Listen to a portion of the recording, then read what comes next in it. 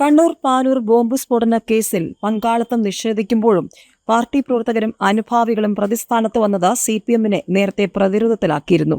സ്ഫോടനത്തിന്റെ അലയൊലികൾ പൂർണ്ണമായും അവസാനിച്ചിട്ടുമില്ല. തെരഞ്ഞെടുപ്പിൽ സംസ്ഥാനത്തെ ആകെയും വടകരയിൽ പ്രത്യേകിച്ചും ഇതെങ്ങനെ ബാധിച്ചിരിക്കാമെന്ന ആശങ്ക സിപിഎമ്മിനുണ്ട്. ഇതിനിടയിലാണ് ഇപ്പോൾ പുതിയ ചോദ്യങ്ങൾ. RMP നേതാവിന്റെ വീടിനു നേരെയുള്ള ആക്രമണം സിപിഎമ്മിനും ഡിവൈഎഫ്ഐക്കും ചോദ്യങ്ങൾ ഉയർന്നു വന്നിരിക്കുകയാണ്. സിപിഎം നിഷേധിക്കുന്നുണ്ടെങ്കിലും ഡിവൈഎഫ്ഐ നിഷേധിക്കുന്നുണ്ടെങ്കിലും വരും ദിവസങ്ങളിൽ കൂടുതൽ ചോദ്യങ്ങൾ ഉയർത്തി RMP രംഗത്ത് വരുമോ എന്നുള്ളതാണ് ഏവരും ഉറ്റുനോക്കുന്നത്.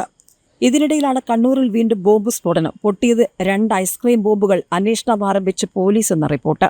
രാഷ്ട്രീയ സംഘർഷം നിലനിൽക്കുന്ന പ്രദേശത്തുണ്ടായിരിക്കുന്ന സംഭവങ്ങളിൽ ആരൊക്കെ വരും ദിവസങ്ങളിൽ ഉത്തരം പറയേണ്ടി വരുമെന്നുള്ളതാണ് ഏവരും ഉറ്റുനോക്കുന്നത്.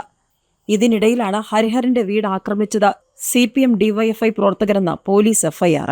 RMP കേന്ദ്ര കമ്മിറ്റി അംഗം KS ഹരിഹരന്റെ വീടിനു നേരെ സ്ഫോടക വസ്തു എറിഞ്ഞത് ഡിവൈഎഫ്ഐ CPM പ്രവർത്തകരെന്ന പോലീസിന്റെ പ്രഥമ വിവര റിപ്പോർട്ട്. ഹരിഹരനെയും കുടുംബത്തെയും അപായപ്പെടുത്തുകയായിരുന്നു ലക്ഷ്യം. നിരോധിത സ്ഫോടക വസ്തു ഉപയോഗിച്ചാണ് ആക്രമണം. രാഷ്ട്രീയ വിരോധമാണ് ആക്രമണത്തിന് പിന്നിലെന്നും FIR-ൽ പറയുന്നു. അതേസമയം കാറിലെത്തിയ സംഘം അസഖ്യം പറഞ്ഞ കേസിൽ പ്രതികളെത്തിയ കാർ തിരിച്ചറിഞ്ഞു. KL 18 N7009 നമ്പറിലുള്ള കാറിലാണ് സംഘം എത്തിയതെന്നാണ് FIR-ലുള്ളത്.